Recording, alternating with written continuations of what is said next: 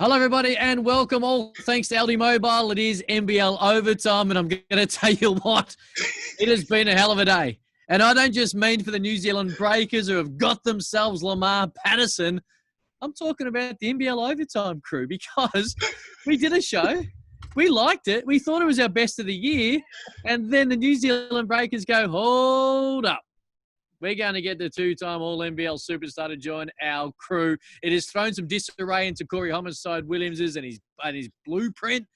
But, boys, as I welcome you in, it has thrown a little bit of that, hey, Lamar Patterson at New Zealand news he broke a couple of weeks ago, Liam, right into the mix. And I got to say, we started this thing. It was all daylight. We've come back for emergency. It's now dark. Homicide's ended up in some industrial kitchen somewhere.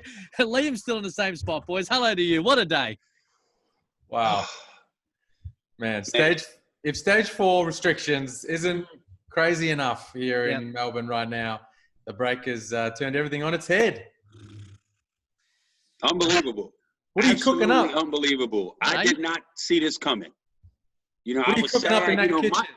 Listen, my emotions are all over the place. You know, trying to find a place to shoot. You know, I end up in the kitchen. You've taken a second job as a kitchen hand to get you through the lockdown months. It's all going. Oh my goodness, man! You know, on one side of me, I'm torn. You know, one side of me fell in love with the excitement machine. Well, hang on. Before you go any further, there's something more important than Lamar Patterson. What? Happy birthday, brother. Oh, Happy birthday, big fella. Thanks, man. Thanks. Thank you. I appreciate it, man. And not only is it my birthday, my man Lachlan's birthday, too. Yes. Little Liam. Happy birthday, young fella. Now, I'm assuming that Lockie, and big shout-out to Lockie Santamaria as well, I'm assuming he wasn't popping the champagne at 10 a.m., as which I did see on Homicide Stories, and I'm like, oh, no, he's gone early. Then I realised why and how. But how about this, Homicide? Guess what Lockie got for his birthday? What do you got? Liam re-gifted the Yanni Wetzel Southeast Melbourne Phoenix jersey and handed it down to him. So what a moment for the little man. Oh, my God. Unbelievable. Unbelievable. All man. right, let's get back to what has been the big news story. Your emotions are all over the shop, Homicide. Continue on with Lamar Patterson signing the one-year deal, the Breakers. I mean, you know, I fell in love with the Breakers, especially that sensational, dramatic ending that they had. And for me to see a guy who I felt was the best player in the NBL, he was going neck and neck with Bryce Cotton. And for him to not come back, and we heard this hours ago, he's not coming back. I was like, damn, there's my blueprint. But then for you to re-sign, hours later, you bust the news, you're bringing back first team All-NBL 2-time, not one but two, to your team, and he's now leaving the Brisbane Bullets. Lamar Patterson, unbelievable, man. I mean, look, these guys are both at the top of the food chain at their position as imports in the NBL last season. You can't go wrong. You cannot go wrong with either or. But, you know, congratulations. And, you know, they're still in the run for this chip. Let's make no mistake about it. You know what I mean? So, good luck. Before I let Liam Santamaria loose, NBL.com.au, the analytical view is up there by Liam Santamaria if you haven't read it just yet. Now, they have gone away from your blueprint, Homicide, and you were extremely confident they would win a championship if they followed your blueprint or at least make a grand final. Are you more or less confident now with the restructuring of it, of which we'll get into in a split second around the roster and the starting five? But are you still confident this team with Lamar rather than Hobson can go deep in NBL playoffs? Look, they're going to the playoffs for sure. For sure. You know what I mean? Like, again, it's not a downgrade. You know what I mean? This is 2-time first team All-NBL. Lamar Patterson, in shape or out of shape, he finds ways to get it done. Yeah. You know what I mean? So, you know, I hope that he comes in shape and really takes his game to the next level. But look, again, I believe with this team still, man, I'm just torn, man. I thought Hopson was coming back. All right, we're going to get back. We're going to get back to Scotty Hopson, what it means, what it could mean, and you know, we're going to spitball a little bit. But Liam, NBL.com.au, the great article is up there. You dropped the news on NBL free agency market watch that there was a possibility this could happen. As it sits here today, and it is actual reality, what does it mean for the roster, the structure, the starting five? Your article's brilliant. Take it away. Well, it's interesting the way these things play out. From afar, it seems very simple. Like you just choose, it's a phone call and then you're just kind of choosing between guys. And, you'd think, well, wouldn't you just prefer Scotty Hopson or, but these decisions aren't always just made in a vacuum like that, especially in this current climate. Guys cost different amounts, right? And some guys are ready to sign now. Some guys want to wait a while and see what else they can get. So as the Breakers were kind of dealing with that uncertainty, a bird in the hand sometimes is, I can't remember the rest of that that saying, but what is the rest of that saying? Bird in the hand is worth two in the bush. Yeah, that's it. They had all of those things with with getting Lamar Patterson in the fold. So absolute stud. Right, they're both absolute studs, as Corey just went through. Slightly different players in some respects. The question is, how will Patterson fit? You've got the Webster bros there on the perimeter in the break with the Breakers. Patterson's a high usage player, a ball dominant player. With what we saw at Brisbane, is that going to fly over there? I think it'll be fine. He's adaptable. He's a team first guy. What I'm hearing from the Breakers, that they plan to bring Corey Webster off the bench. Start Ty Webster at the 1, Patterson at the 2, go Abercrombie, Delaney, and then an athletic import 5. And that's gonna mean weeks. And Webster, Rob Lowe, like they are stacked. Is that really nicely put together? You talk about that 5. Is that a Brandon Ashley or a similar type? Which, well, it is a similar type. So is it Brandon Ashley? What are you hearing around that? Because either Brandon Ashley or someone pretty similar to that. Because obviously you've got Rob Lowe as a 5-man, so you need someone a little bit different, a little bit more long, athletic at the rim. Whereas then you can mix it up with Lowe as he picks and pops. I'll tell you this, Homicide, your blueprint, we were excited for it. Now, it hasn't worked out. Fotu, of course, went elsewhere. It hasn't worked out. Hobson, not back. But, I reckon we'll talk a little more about this later with the Bairstow signing as well around with the Hawks. But they're going to be so fun to watch. New Zealand's going to be fun to watch. Lamar Patterson, there is only the one ball. That'll be probably a little way to be able to work their way through it. But they are professionals and they're able to be incredibly talented. They are incredibly talented. Man, they are going to be. And I think it was a Dan Shamir quoted in your article as well, Liam. It's the most talented team he's ever had, or I am paraphrasing. Was it in your article, Liam, or did I make that up? That's what he said in the press release. Okay, sorry, yeah. Most talent, he says the best. It's looking like it's going to be the best starting 5 I've ever coached. So there you go. They're going to be so fun to watch, Homicide. No, they're definitely going to be so fun, and they're going to win a whole lot of games. I mean, again, yes, emotionally I'm torn because Hobson is gone. I'm sure a lot of people are that way as well. Not when you heard the news today, he wasn't coming back. But, you know what I mean? Like, you haven't downgraded. This is first team All-NBL, 2-time Lamar Patterson. Like we said, similar players. The numbers are similar. The mindsets are similar. So, it's still a great look for him. You know what I find interesting about that, though? They are both at that level, right? And, Patterson's, I mean, if he could just stroll through the season and be all NBL first time. I mean, he kind of did that. He has, last season, right? Like that's his flaw for me. You know what I mean? Like he is so good. What he did last season, which was amazing, his flaw in the NBL. So if he comes back in incredible shape, his ceiling, I mean, he'll be MVP of the league. He has the potential to be that. But they had some nice juice flowing amongst that organization and that team late last season. And Hopson was a big part of that. His buy-in and how it was all working amongst the group. Now, Corey Webster wasn't there. They had Sek Henry was. It's a different sort of, different group for sure. But they lose that. They lose the ability to build on that.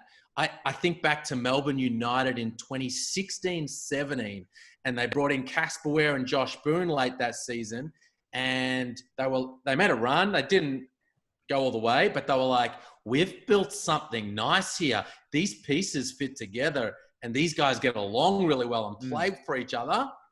And then they brought them back together and went to the chip. Bang. They've pivoted in a different direction. But hey, sometimes in free agency and when you're putting a team together, you have to. Oh, Breakers fans will be excited. And you're right. What you just pointed out is perfect. But to have you know, if you're not going to have Scotty Hopson back and how great he was last year and all the reasons that we watched and we spoke about it, you know, almost every single time we had NBL overtime while the season was still on. Yeah, you replace it with a two-time All-NBL first-teamer. You're going to be excited. And the Breakers fans, and Matt Walsh spoke about this when he joined us on NBL Overtime a couple of months ago, they really embrace the team. They play in different parts of the country at different time, but the crowd support, the people getting involved, the numbers we did see, in particular in the second half of the year, is something we hopefully will see them continue to build on as well. And they're going to have a very fun, talented team to hitch their wagon to. If you haven't quite jumped on the Breakers bandwagon yet, and I'm looking at all you basketball fans in New Zealand or just sports fans, do it. Because when you want to get involved later in the NBL 21 and you can't get a ticket, no use complaining, because this joint's going to be full to the rest of each and every week. And that's where we want to see Homicide. That's right. That's right. Looking forward to a great start for the Breakers this upcoming season. I mean, again, if you're not getting Hobson, the best way to do it is get a guy like who you have, Lamar Patterson. I'm on board. What do you mean you're on board? On board the Breakers in a big way. How big? How big? How big? Are we doing, they'll win the championship big like Homicide dropped 3 months ago? Or? Hey, you read what I wrote. You can already lock them in as legitimate title contenders. Yeah. The championship goes through Perth. Yeah. Let's see what they're able to do with these last few spots. But the Breakers, this time last year, I was like, they're not going to make the finals. They had some injuries and whatnot, but they didn't get there. Yeah. I'm on. That's when there was some panic, some panic around having a jump on Qantas.com when Liam thought he was blowing his whole recreational budget in one foul swoop to have to get to New Zealand for a playoff game. And that was a real tense 90 minutes in the Santamaria household, apparently, that conversation. I did get a little sneaky message from Matt Walsh recently, just quietly say, hey, do you want to re-up for this year? Nah, man. Leave it. Sweet. All right. Hey, plenty to get into. Bairstow. We're going to talk more Scotty Hopson. Heaps of stuff to get into. But for people who, and I highly doubt you haven't forgotten how good Lamar Patterson is, but if you do need a refresher, check this out. Shot clock down to 5 for Lamar Patterson. Steps back on Ogilvy. Makes the 2 count. Smart shooter from the perimeter. Dangerous man. As is this man, Lamar Patterson with the spin and the finish. Goes to Patterson. Can he be the man here? A lot riding on that shot. He drains it from well outside. Helped himself to his first points a couple of moments ago. They go to Patterson, who climbs high. Great finish at the basket. 5 seconds was down. There's Singler. Wants to take on Griffin. Half fade away. That is ugly. That is real ugly. Patterson gets it. Oh, wow. No, he didn't. Drives and kicks it back out. Here's Lamar Patterson. Now it's Finn Delaney's turn to get some Patterson in his life. Lamar Patterson has his career high in the NBL. Seconds wind down, but Brisbane will have one last crack at it. Lamar Patterson, step back 3. Wow! Shabam! There's your big finish to the half. As the 9th win of the season gets closer. Lamar Patterson with a big triple, 35 for the game. Can we talk a little bit more about Scotty Hopson? Yeah, of course, mate. Whatever you want. Well, because if he's not going back to the Breakers. Hey, Corey, get ready. Come on, Liam. No. I'm just saying. I mean, last off-season, the Bullets, and Corey knows how this works from an import perspective. When you're back home and you're a free agent, sometimes your asking price changes over a period of time. It might be Lamar Patterson at the start of last off-season was too expensive for the Bullets, so they went in a different direction. Well, he ended up dropping that price and came back to Brisbane, and as a result, the roster was a little off kilter. But hey, if Casey Prather doesn't work out in Melbourne, if the Bullets, if they want to do a little switcheroo here, if they can get involved in that conversation and get that price down to a point where they can be in the game, I just would love to see Scotty Hopson back in the league somewhere. Look, no one is going to disagree with you there. Nobody. But imagine this Homicide. Also, keep this in mind because you know how Liam just drops little nuggets every now and then. We haven't picked it up. So he's shaking his head as in to say this is not one of them. But you are right. But then it's all about, I guess, the economics. You know, there might be other offers from Scotty Hopson right now that may not be there in a month's time. It's a changing world on a daily basis, and leagues may or may not go ahead depending on what part of the world we're talking about. But, oh, jeez. Who's got some cash, Homicide? Look, I wouldn't be surprised if Scotty Hopson ends up in Sydney. That would be crazy.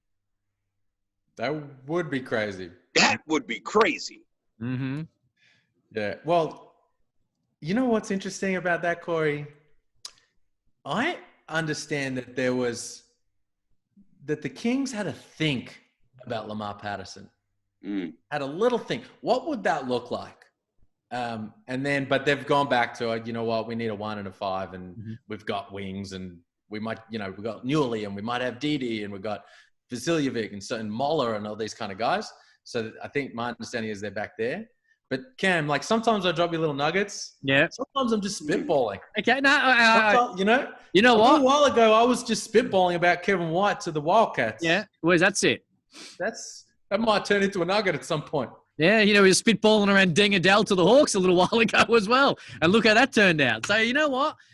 Forgive me if I'm half-wide cautious when I think you're dipping the toe into the heated pool, even though you're trying to claim you're sitting. Someone needs to get going on Scotty Hopson. Like, I agree. Because sometimes it works out where a guy was with a team and the whole rest of the league and all the fans, everyone involved, just think, well, he's that team. Yeah. So everyone's just like, well, if Hobson's coming back, he's going back to the Breakers. People used to think that about Casper Ware. And then the Kings went, hold on, let's call that man. See what we might be able to do. People have thought that about Lamar Patterson with the Bullets. And it seems like maybe the Breakers have picked up that phone. Somebody call Scotty Hopson and start that conversation. I think, and you'll probably agree, Homicide, but that Casper Ware situation, and Melbourne United fans and the organisation probably don't love it, but that's taken the NBL to a whole new level because it has now opened up those conversations from all clubs to say, okay, we need to go to this whole, I know we've only got 8 or 9, soon to be 10 teams in the NBL, and we're all a fairly tight-knit community. But you know what? We owe it to our fans to give ourselves the best opportunity to win a championship. And if it's Casper Ware, yep, all right, on his way. If it's Scotty Hopson, if it's Lamar Patterson. And that's how professional basketball and professional sport works right around the world. And it, I'm not saying that it was it was horrible that it didn't always happen in the NBL, but I think that's been the next evolution. And we are seeing it, and it leads to more intrigue and drama. And Homicide, and you're the man who loves rivalries. It's great for the league, even though you're always disappointed when you lose your star. It definitely is. I mean, just think about it. It's business at the end of the day. You had an opportunity to give a player a multi-year deal. Then you wouldn't have to worry about these things. You know what I mean? But guess what? If a team is getting their behinds handed to them by this player, if you can't beat him, you might as well have him join us. And that's what's beautiful about the free agency market. I've said this. Every single team going to every NBL season, and it's always going to work out realistically, there are going to be better teams than others, but every franchise should sit down in the offseason and say, there's no reason as to why we can't be a legitimate championship contender in the upcoming year. There's no draft. The salary cap, I think, works. It's a competitive, 9-team competition right now, and this is the reason why. Now, you're not locking people in for 7 years. And I like that about the NBLs, that every club right now should be thinking it is not an unrealistic conversation to suggest that we will be the NBL 21 champions in 7 or 8 months' time. Fair? Yeah. Well, I like it. You don't seem overly. I like it as a general. 12 months ago, we're sitting here saying, well, geez, Cairns aren't going to be that good. And they went within, really 1 point of winning game 1 in Perth, which changes the whole series if, in fact, they get that. So I just think the NBL is structured up a hell of a lot better than, the NBA, to be able to have a run in it year on year rather than having to build and go to the draft and lose your stars for $150 million to a bigger market. I just don't think the NBL have those issues, and I think it works for the league and its competitive balance. I just think sometimes like you come into a situation, right? For instance, Jeff Van Groningen comes into the situation in Adelaide as the GM of basketball. Yep. And you come into a situation where a different coach who was signing all the contracts has built that team the way he wants it. And you got a whole bunch of multi-year deals that you don't have a lot of flexibility over. So he came into that mix with Tease, White, Dylan, Madronya, Jay, like all these guys on the roster. And you go, well, I don't know, is this a championship team? Like, is that, you come in and you go, is that it? So then you go, well, you got to put something on the floor that's really great that your fans want to come and watch. But I don't think you got to be realistic. Like, is that a championship team? You be realistic, but I also don't think it's unrealistic to suggest that Jeff Van Groningen's sitting there right now saying, you know what, I think we're going to be good. Now, it may turn out that we aren't the championship winners in NBL 21, but we right now, because there's always going to be situations where, of course, Joey Wright let go and bring a new coach. You know, I understand there are situations like that, but I don't think Jeff Van Groningen's saying there, you know what, I'm hamstrung. This is the best I can do. We can't win the title. He would back himself in with the recruits they've been able to go and get to be able to say, you know what, we get going.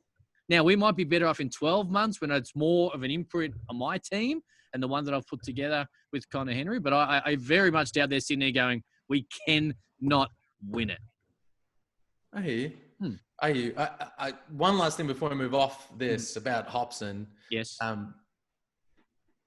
One of the reasons why I'd like to see him, you know, either Melbourne or Brisbane, they're the two teams that kind of makes most sense to me, get him, is because I'd love to see him come back and do to New Zealand what Casper Ware did to Melbourne last year.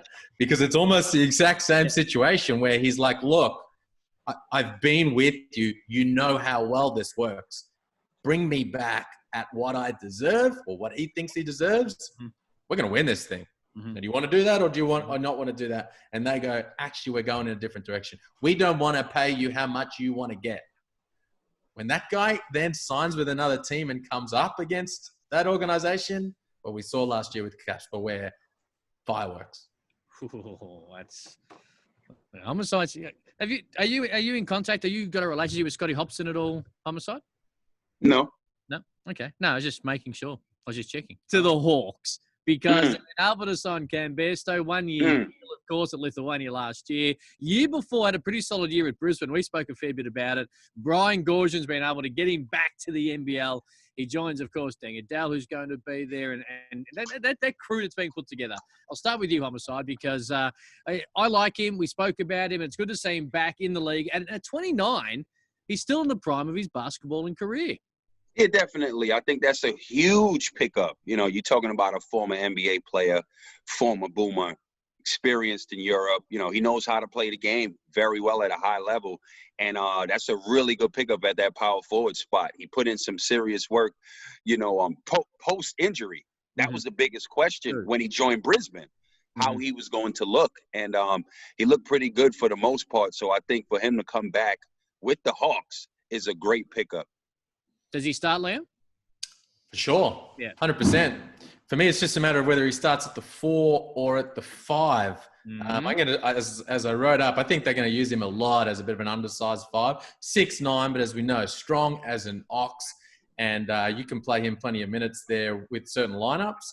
And, yeah, I mean, they needed something really strong and solid, real high-level guy in that front line with the roster that they're putting together. Like Sam Froling is going to be really good, but it's going to take some time and you need some experience there with him. And it's going to be, you know, we talked about some experience off the bench, you know, in a reserve.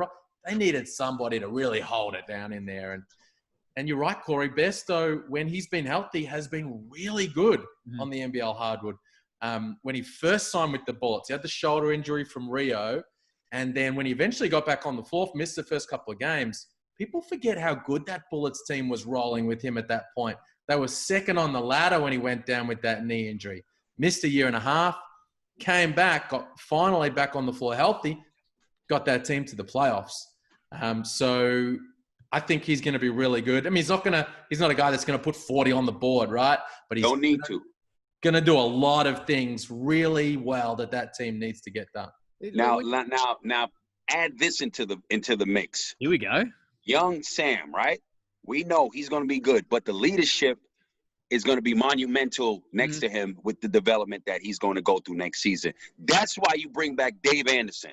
Now, you imagine you put Dave Anderson at the 5, at the 4 Bairstow, right? You got Tyler Harvey. He's a gun, right? On one wing, or you can put him at the point, right? Or you keep him at the 2, Dang Adele at the 3.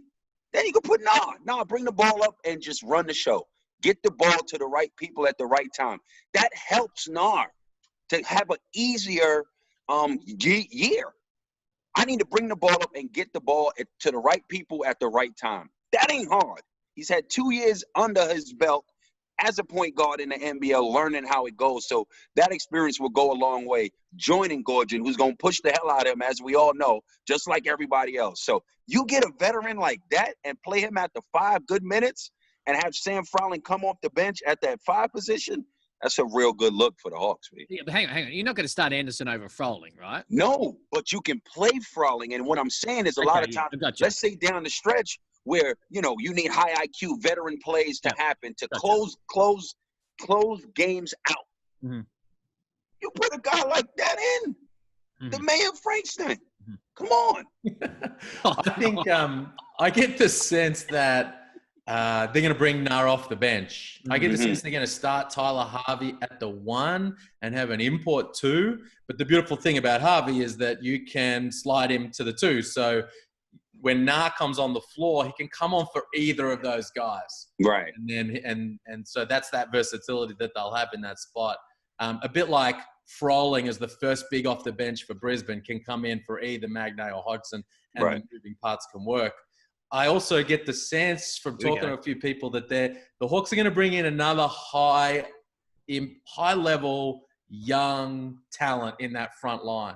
So, people can sort of have a think about who that might be, but they are not done making a fair splash with some signings, the Hawks. Well, hang on a second. Before you go any further, who do you think? You just suggested people can have a bit of a feeling who that might be. Who do you think it might be?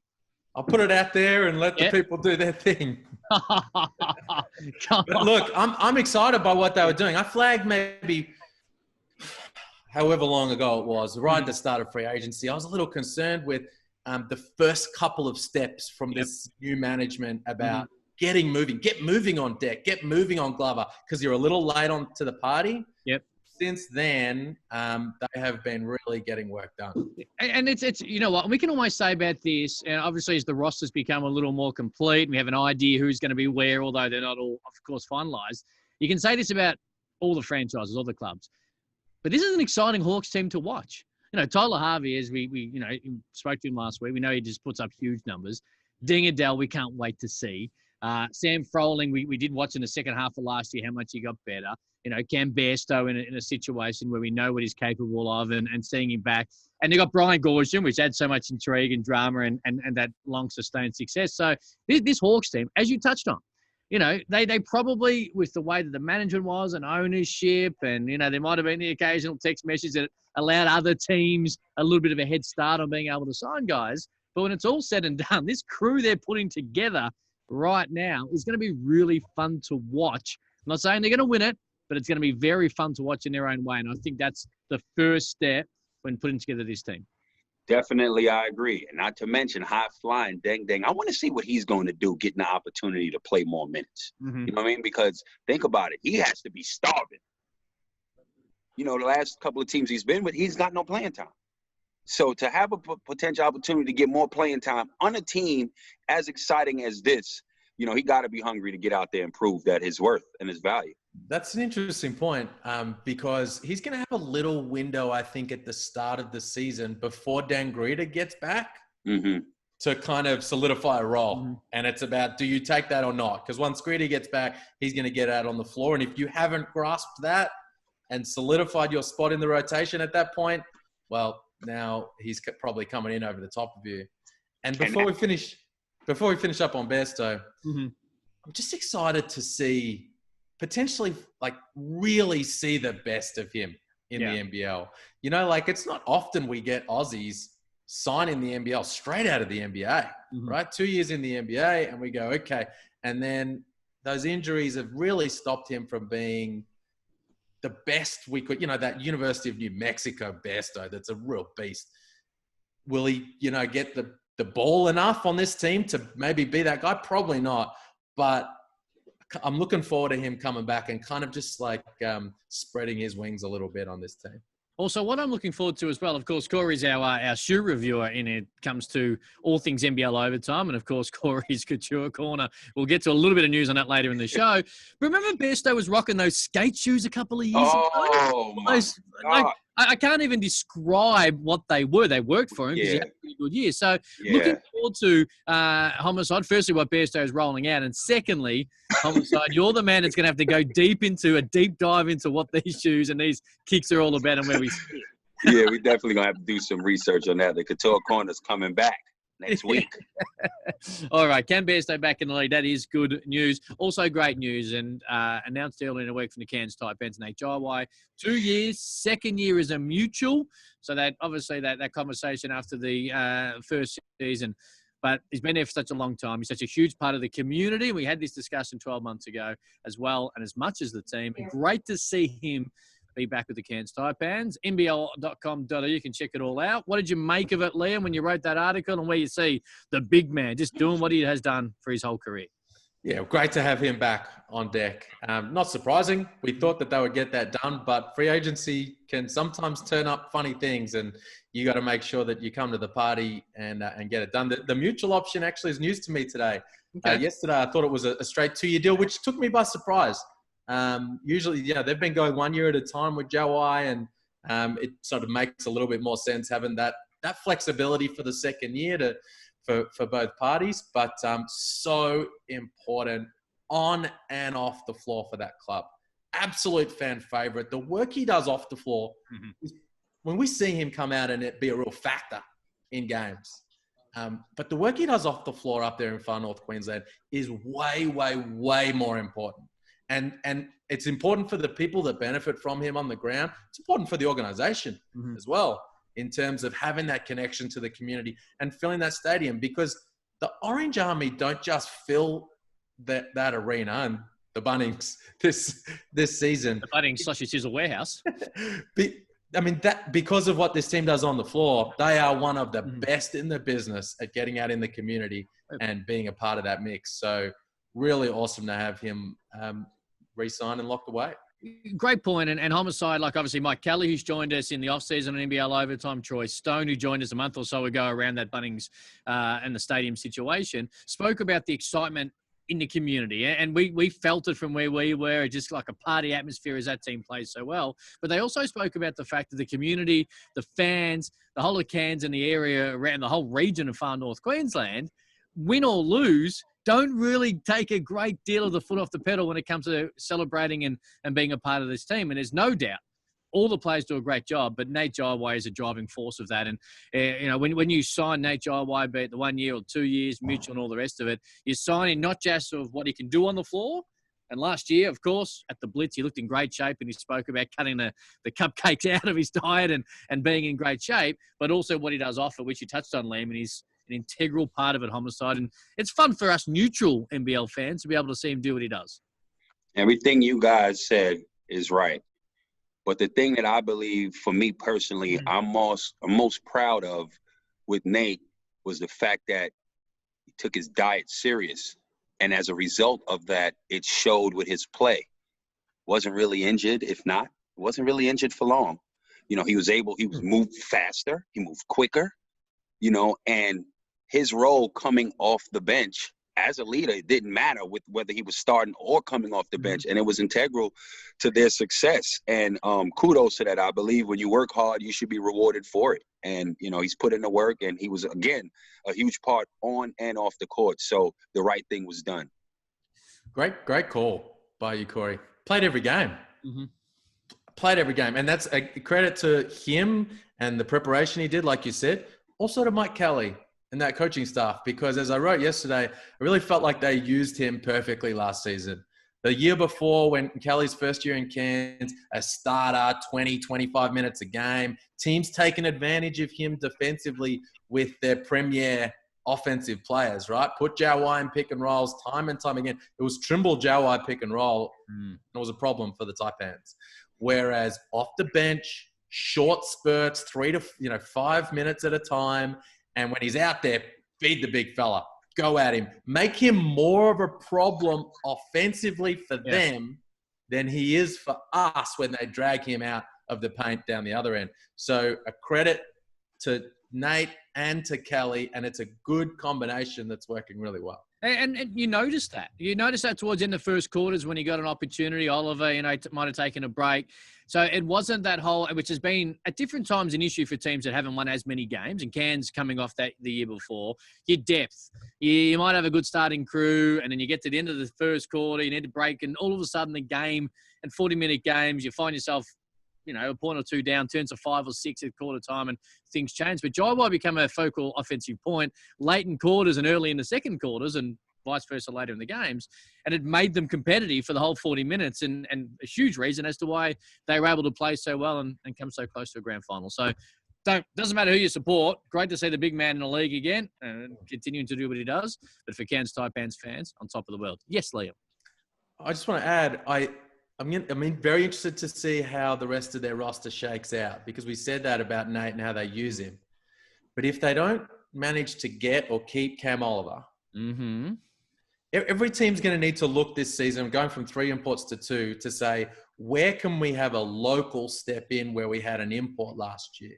So the Wildcats are doing that with Blanchfield for White, for instance. And they're trying to also have to do it with Nick Kay's not an import, but he's a superstar.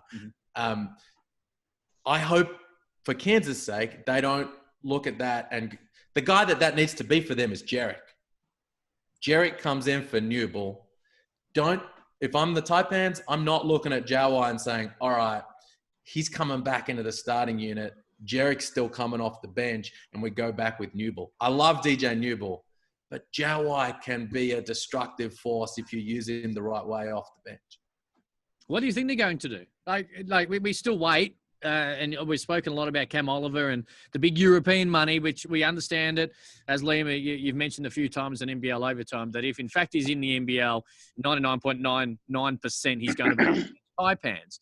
But does it change the way they do factor up? If in fact, do they try and do that Homicide, do you think, and start Jawai again and work harder to keep DJ Newble? Or do they continually go with what might have been the same roster structure and go and find a center? What would you do if you're the Cairns Taipans Homicide? I would keep Jawai off the bench. So you go and get a center import, even if it's not Oliver. I go get a center import. Yep. Let's not change the makeup. Maybe some players obviously we have to change, but the style of play that we that got us the success that we have, you don't change that. I say a lot about the Kings and their defense when Bogut was playing last season, how to drop off. But to be honest with you, that defensive scheme worked more than not. So why would you change that up? You play in the percentages. You know what I mean? It worked for 90% of the teams. It just didn't work in the series versus Perth, the champs. So you'll take that. It works. Yeah. And the other thing is, you've got Mojave King, who's going to be better than people realize. So it's not like you don't have someone behind Jarek who's, to help fill that void of DJ Newble. Collectively, it's still not going to be Newble. You know that. But you've got to move those pieces to keep Jawai coming off the bench. Just on Mojave King. And because Corey flagged last week about the center position is getting shallower and shallower in this league. Yeah, it is. If you continue to use Jawai in the right way, he becomes an even bigger problem in that context. Well, it's crazy, man. Oh my God. Right now, there's no Bogut. So crazy. Let me tell you what's so crazy. The center position is shallow, right? Yeah.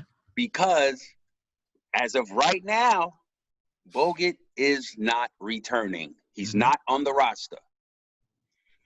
I think for some reason, he'll wait till teams don't have centers.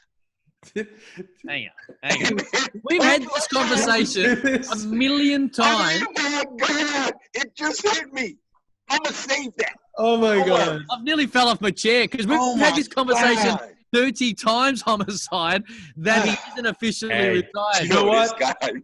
Better late than never. It's great to have you at the party. Welcome to the island. Yeah. Oh, my God. Yeah, Yeah.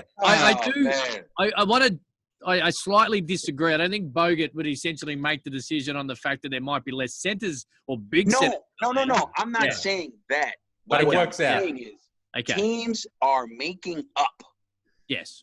their rosters based off of the fact that, we only had not Bogut stoppers, but players that can match up. We're signing centers for the sake of trying to defend Bogut. Yeah. Bogut's not in the league right now, so why would teams get those centers? You get what I'm saying? You'll get 100% undersized you guys. get it. We got it. We've been talking about it for 2 years. We got it, Homicide. I feel you. Bogut's doing his thing, and he's doing It's interesting. He's doing his thing for his reasons. But if it works out like a little Sydney Kings rope-a-dope, good for them. Hey, just on before we move on to Scotty Hopson, Mojave King, who you touched on, that people not underestimating, but may not understand how good this guy is going to be. And I don't want to throw any names out there, but I have got a text a couple of weeks ago from someone who I'm not sure if it was at the game that he played in Sydney about a month ago, or was watching on a live stream, and he said, I cannot believe this guy's this good, and he shoots the three ball a lot better than a lot of people realise. And it changes the whole dynamic of how you have to be able to guard him, regardless if you've been in the league 5 years, 10 years, or you're coming in as a first-year rookie. So you're right. I think there's not underestimation, but I think there's a lot of people right now who are going to be surprised how good this kid is off the bat. Yes. So talented. Can do so much. So athletic. Needs to obviously keep improving his handle. Doing great individual work up there with Derek Rucker. Yes. And, you're learning off an absolute superstar of the game in that regard. And, he's going to play minutes in the NBL. Love it. At the 1, 2, and 3. How many other guys can we talk about like that comfortably? Mitch McCarron. Who else? Many others. You're talking about guys like Scotty Hopson, Lamar Patterson, these types of guys. Now, he's not at that level right now, but as I flagged last week, ability to do it. We're all excited about Josh Giddey as a potential NBA draft pick for Australia next year. You should be feeling that way, if not more, about Mojave King. I'll tell you this, should we next week on NBL Overtime, should we do our way too early NBL 21 predictions on individual player awards? Way too early. Way too early. Oh, God, coming from you. You anointed the New Zealand Breakers champions 3 months ago. And Will Magna MVP. Way too early. Way too early. I expect Is this where you tell us Didi Lozada's a first-team All-NBL, man? I expected pushback from Liam, not from you. But anyway, my blueprint just fell completely apart. Obviously, in this continually daily struggle that so many people are right around the world, COVID-19 was always going to, be a part of our, daily existence. And unfortunately, the news about a week ago with Mitch McCarron and Big Joe Luel Chul had tested positive. And then the news in the last 48 hours that 12 players had tested positive at Melbourne United. The NBL, the Players Association, a lot of people are looking after the welfare, checking in every daily with these 12 players at Melbourne United who have tested positive. I think, boys, without going too deep into it, gives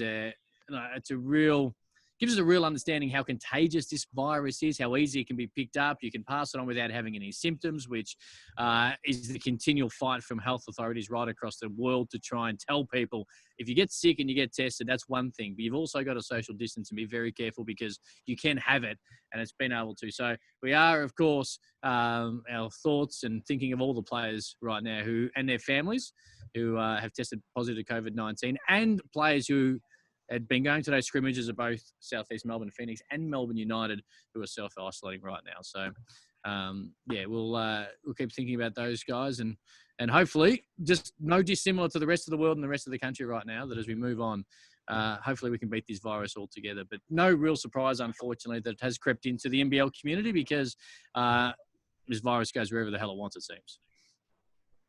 Stay safe. Stay at home. Wear your mask. Be disciplined. This is the time to be disciplined because this thing is for real. It's unbelievable to see that 12 players from Melbourne United. That's unbelievable. That in itself should have people understand and know how serious this is. Mm-hmm. Stay home, man. Do the right thing.